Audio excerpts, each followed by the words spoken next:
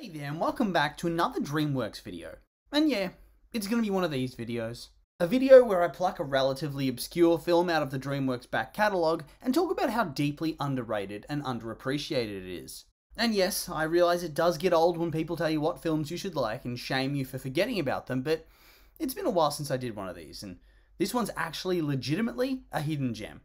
So there. But yeah, today we'll be talking about the glorious classic that is Mr. Peabody and Sherman. And of all Dreamworks' backlog, this has got to be one of the more obscure ones I've seen. I never really heard of this film until a year or two ago, when I came across it online, and I watched it, loved it, and forgot all about it again, until it rocketed back into the dark corners of my memory banks and inspired me to watch it once again. And god damn it, it was even better than I remember it being.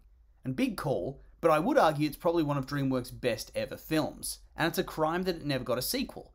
But more on that later. Released in 2014, Mr. Peabody and Sherman tells the story of a hyper-intelligent anthropomorphic dog named Mr. Peabody, who experienced a lonely life after never being adopted as a puppy, and thus dedicated himself to physical and mental pursuits, and eventually came to adopt his human son, Sherman. This, in turn, inspires him to build a time machine so that his son can have the most comprehensive education possible. And after an adventure during the dying days of the House of Bourbon's rule of France and the beginning of the Reign of Terror with the French Revolution, Peabody tells Sherman that he'll need to begin school. And at school, he's immediately teased and bullied for being a bit of a know-it-all, which in turn results in him biting the ringleader, a girl named Penny. Of course, this then results in Peabody being at risk of Sherman being taken away from him, as the Child Protective Services representative, Ms. Grunion, is seemingly against talking dogs being allowed to adopt children.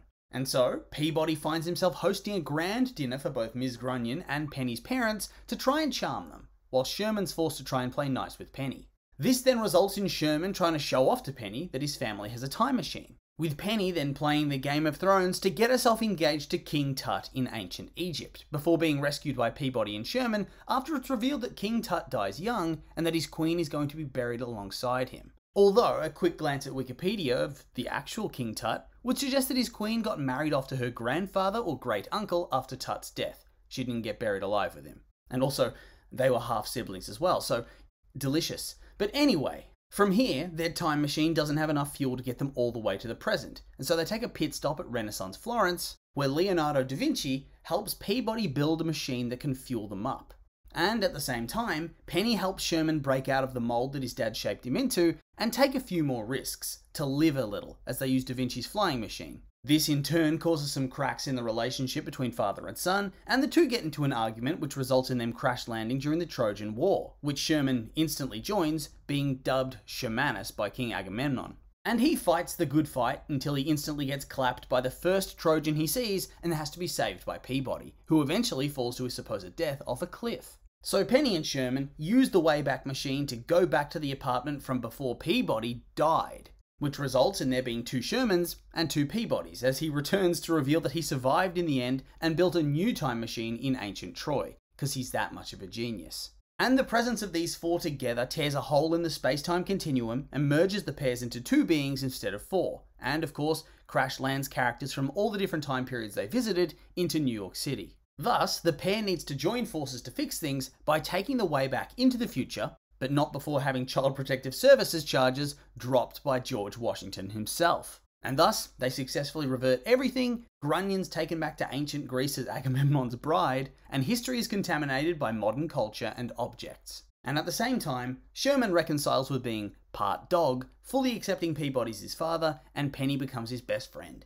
The end. And yeah, it's a pretty wacky story that doesn't take itself too seriously, but there is a lot to love about the film itself.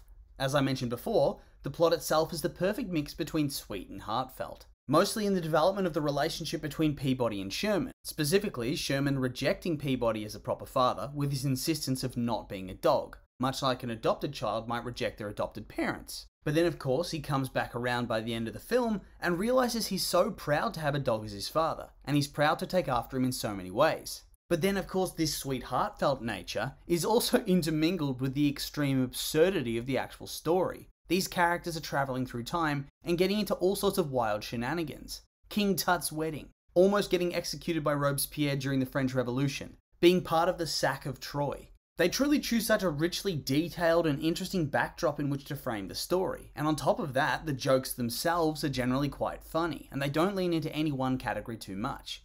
There are puns, fart jokes and toilet humour, absurdist elements, jokes that make you have to stop and think, alternate takes on historical characters, more adult humour sprinkled in.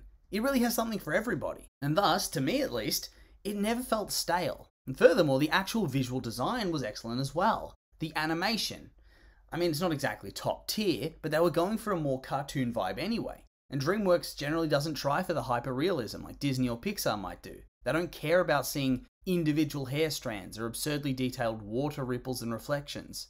And honestly, considering how often Dreamworks films bomb, I think this is a smart play. But yeah, the visuals are decent, but more importantly, they're varied. Much like the jokes, the different places they go are all visually distinct in some way. From Bourbon France to the New Kingdom era Egypt, Renaissance Italy, the Greek heroic age, or even just modern day New York City. Each of the different time periods has its own colour palette and style that makes it feel diverse and distinct. And so the visuals, they never really feel stale. We never really linger in one place too long. And on top of that, the film's narrative is well paced. It never feels plotting, and it doesn't linger in any one place or time too long. It doesn't hyper focus on any one plot point. And it's just a really good time.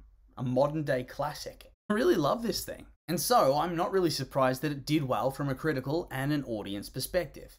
And as of now, it sits on 81% on Rotten Tomatoes based on critical scores and 73% based on audience scores, which isn't too shabby at all. It's obviously not the highest score that Dreamworks has ever managed to churn out, and I do think that's fair enough, but at the same time, it's still a very decent score, and it's unexpectedly high based on how rarely this film's ever mentioned or talked about by literally anybody. I mean, I had no idea this thing even existed until somebody straight up showed me. I just feel like it never really made its mark, despite the fact that it's a very good film all things considered, and it's probably one of the most charming films that Dreamworks has ever put out. And it's a damn shame. It's such a good film that fires on all cylinders, and it doesn't really do anything badly. At worst, it's decent, and yet it lays forgotten. And hell, from a box office perspective, this thing even gets worse. The film cost around $145 million to make, and that's not factoring in advertising and additional costs, so it was probably a decently expensive film, all things considered. And yet in the end, it was a complete and utter commercial failure. A box office bomb, a flop. It grossed a total of $275 million, and lost the studio $57 million, which means that we're certainly never going to get a sequel. After all, how could you ever justify one after those terrible numbers? The best we're ever going to see is that Netflix show. It's like Rise of the Guardians all over again. And it's like, how could this happen? Did the trailer suck? Did people think it wouldn't be good? Do people not want to see films about talking dogs anymore? Am I out of touch? And like, I looked at the weekly box office earnings and it came out the same week as 300 Rise of an Empire. And it was in second place to that. And then it took the lead the next week over the top of it, but then it just got crushed relentlessly by Divergent and Muppets Most Wanted, knocking it into third place. And then Noah put it down again to fourth, and then by the release of Captain America the Winter Soldier the week after that, it had slipped so far down the ranks, exhausting its audience very prematurely. It really shouldn't have slipped so quickly. It had no staying power. And I feel like that has to be down to the advertising, right? And I guess the Muppets taking a decent chunk of the main target audience. Damn Muppets. But yeah, that pretty much killed any momentum this film had and doomed it to obscurity forever. The Muppets and a terrible ad campaign killed this glorious franchise before it had a chance to shine. And now I'm just very sad. Mr. Peabody and Sherman deserve better. Boss Baby lives on, and yet this franchise is dead? Oh, I mean, I have to finish the video before I succumb to my rage completely. I mean, Boss Baby? Oh. So yeah, that's the end of the video. And I would like to say that these have just been my opinions, and now I'd like to hear yours. What did you think of Peabody and Sherman if you've seen it? You like it, hate it, think it's underrated? Or is it trash tier? I'm curious for your thoughts, so make sure to like, comment, subscribe, and let me know.